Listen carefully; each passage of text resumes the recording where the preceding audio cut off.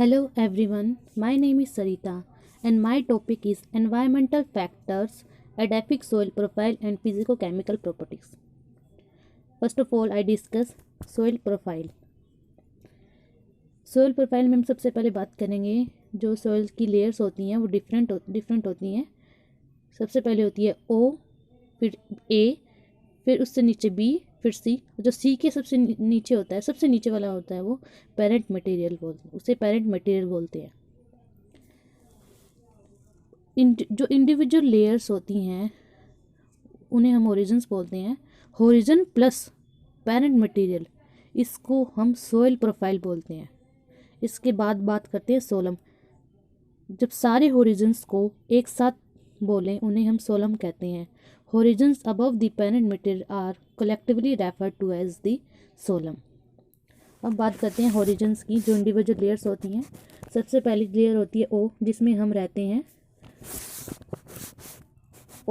Organic horizon above mineral soil. उसके बाद आती है ए, जो टॉप मोस्ट मिनरल होरिजन होता है, जिसमें इसमें सबसे ज़्यादा मिनरल्स होते हैं। इसके बाद ई, और जिसे हम A2 भी बोलते हैं, जिसमें मैक्सिमम एलोविएशन होता है। इसके बाद AB और EB। नियर जो बी के ऊपर वाला पोर्शन होता है, जो ट्रांजिशन लेयर होता है, ए और बी के बीच वाला पोर्शन, उसे हम ए भी बोलेंगे, बी के ऊपर वाला। उसके बाद आता है बी, फिफ्थ जो है वो बी, जिसमें मैक्सिमम एक्यूमुलेशन होता है। जो ए से पास आउट होकर कॉन्स्टिट्यूएंट बी में डिपॉजिट होते हैं, डेट मीन्स एक्यूमुलेट होते हैं, वो बी लेयर कहलाती है। उसके बाद आता है सी, इसके नीचे पेरेंट मटेरियल होता है। सी के नीचे ये लीस्ट वेदरिंग वाला पोर्शन होता है, इसमें इसकी सबसे ज़्यादा डेंसिटी होती है। अब बात करते हैं फिजिकल प्रॉपर्टीज़ की। डिफरेंट फिजिकल प्रॉपर्टीज़ हैं सॉइल की। Soil texture, soil structure, particle density of mineral soil, bulk density, pore space, solid space, soil consistency, soil colour, soil air, soil temperature and soil water. सबसे पहले बात करेंगे soil texture की। Suppose कि एक बर्तन है और इसमें मिट्टी भरी हुई है। उसमें मिट्टी के छोटे छोटे पार्टिकल्स हैं, और देखो इसमें 3 तरह के पार्टिकल्स होते हैं। सबसे पहले सैंड, सिल्ट एंड क्ले। 3 तरह के पार्टिकल हैं। क्ले जो है वो सबसे छोटा पार्टिकल जो सबसे छोटे पार्टिकल होती है। उसके बाद सिल्ट क्ले से थोड़े बड़े होते हैं, और सैंड सबसे बड़ा होता है। फ़र्क क्या होता है इसमें? सिर्फ साइज़ का होता है। और जैसे हम देखेंगे, मान लिया कि 100 पार्टिकल्स हैं बर्तन के अंदर, 50 सैंड है। 2 बर्तन हैं, दोनों में 100 पार्टिकल है, बट एक बर्तन में सैंड जो है वो 50 पार्टिकल्स की हैं, सिल्ट 30 हैं, और क्ले 20 है, टोटल 100। एंड दूसरे बर्तन में भी 100 ही पार्टिकल हैं, बट 25 सैंड है, 45 पार्टिकल सिल्ट के हैं, और 20 क्ले के हैं। और इन दोनों, ये जो दो बर्तनों में जो अलग अलग रेशो है, ये रिलेटिव प्रोपोर्शन है, एक दूसरे के कंपैरिजन के अलग अलग हैं। इसे ही हम सोइल टेक्सचर बोलते हैं। Relative proportion of sand, silt and clay, इसे हम सोइल टेक्सचर बोलते हैं, जो अलग अलग जगह पर अलग अलग होता है। इसका एनालिसिस बाय हाइड्रोमेट्रिक मेथड द्वारा किया जाता है। Mechanic analysis by hydrometric method. इसमें जो सबसे पहले है स्टोन जो 20 mm बड़ा होगा। ग्रेवल जो होते हैं जो 20 mm बड़े होते हैं, और फाइन अर्थ जो 2 mm होते हैं। कोर्स सैंड जो 0.2 to 2 mm होते हैं, और fine sand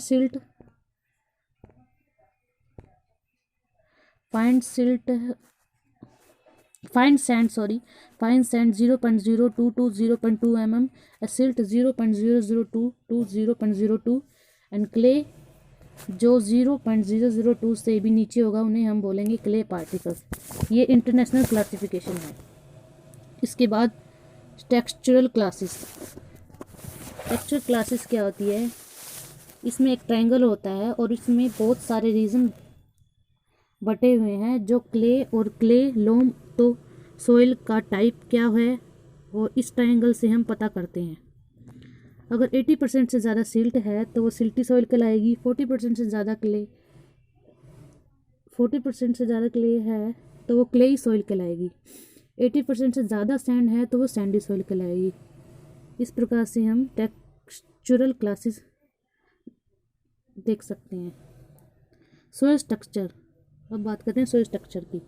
arrangement of soil particle जो होता है, अरेंजमेंट होता है सोइल पार्टिकल्स का, उन्हें हम सोइल स्ट्रक्चर बोलते हैं।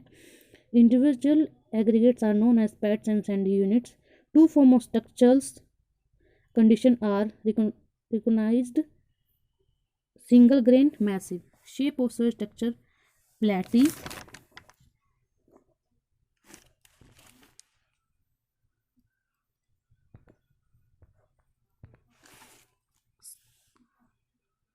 शेप ऑफ सोइल स्ट्रक्चर हम बात करेंगे प्लेटी एंड प्रिज्म, ब्लॉक लाइक, स्फीरोइडल। प्लेटी जो होता है in recently deposit clay soil होती है जो रिसेंटली डिपॉजिट हो। और प्रिज्म जो दो टाइप में होते हैं, प्रिज्मेटिक एंड कोलमनर। इसके बाद ब्लॉक लाइक जो इन ह्यूमिड रीजन में अपर पार्ट होता है, बी होरिजन के अंदर, जिसमें ब्लॉक्स का फॉर्मेशन होता है, क्यूब लाइक स्ट्रक्चर होते हैं 6 फेज। स्फीरोइडल जो 2 सेंटीमीटर से कम होती है। एंड इसमें 2 टाइप ए होरिजन के अंदर होते हैं ये।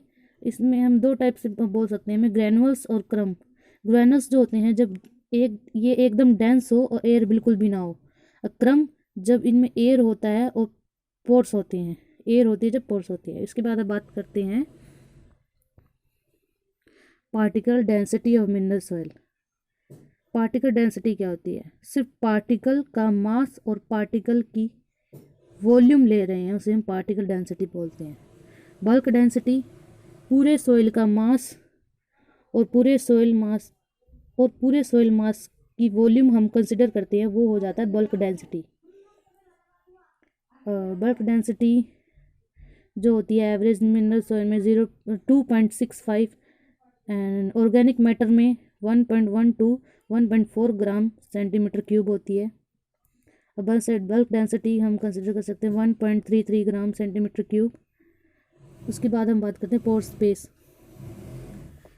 पोर स्पेस का जो फॉर्मूला है, percent solid space is equal to bulk density by particle density into 100। इससे हम पोर स्पेस और सॉलिड स्पेस निकाल सकते हैं। ये सॉइल टाइप है, अलग अलग पोर स्पेस में अलग अलग सॉइल टाइप के अलग अलग पोर स्पेस परसेंटेज होती हैं।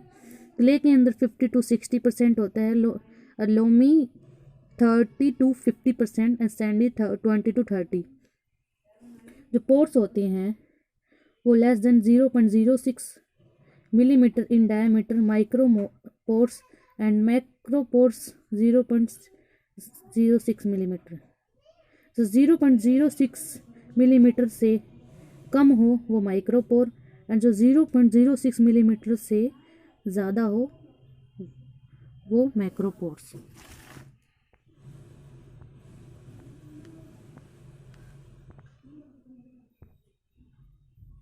अब हम बात करेंगे सॉइल कंसिस्टेंसी की। सपोज 2 मिट्टी के गोले हैं, एक ड्राई है और एक वेट है। अगर ड्राई वाले को हम हाथ से दबाते हैं तो ये आसानी से नहीं दबेगा, वेट वाले को दबाएंगे तो ये डिफॉर्म हो जाएगा, रप्चर हो जाएगा। इससे क्या प्रूव होता है? जो ड्राई वाला है उसकी सोइल कंसिस्टेंसी ज़्यादा है, ये रजिस्ट कर रहा है ज़्यादा डिफॉर्मेशन को, और वेट वाले की सोइल कंसिस्टेंसी कम है, ये जल्दी रप्चर हो जा रहा है।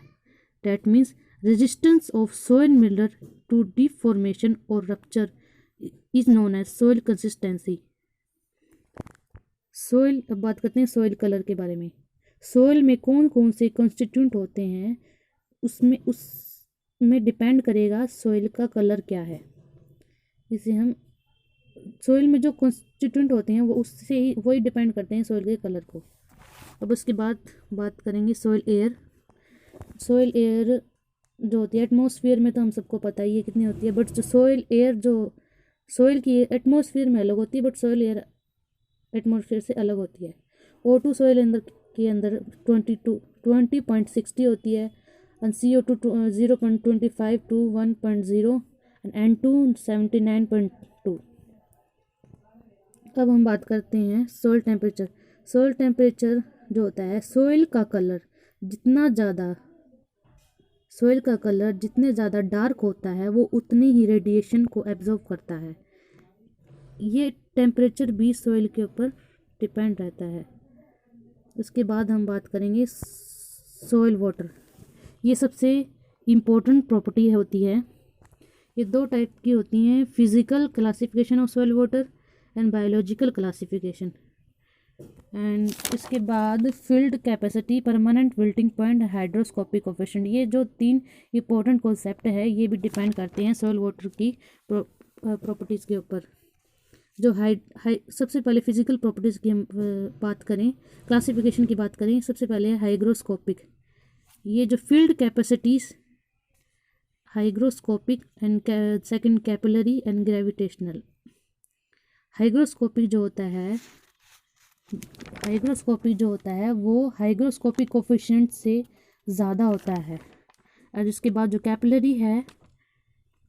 कैपिलरी है वो,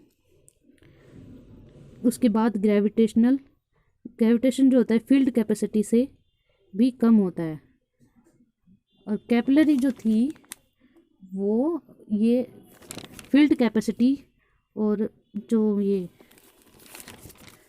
परमानेंट विल्टिंग पॉइंट है इसके बीच की होती है। और इसके बाद ग्रेविटेशनल होता है वो फील्ड कैपेसिटी से भी कम होता है। उसके बाद biological classification, super flows, gravitation, available and unavailable. Super flows gravitational वाला ही होते हैं। अवेलेबल जो फील्ड कैपेसिटी से जो परमानेंट विल्टिंग के बीच का पोर्शन होता है उसे हम अवेलेबल बोलते हैं। अनअवेलेबल ये परमानेंट विल्टिंग पॉइंट से हाइग्रोस्कोपिक के बीच का होता है, उसे हम अनअवेलेबल बोलते हैं।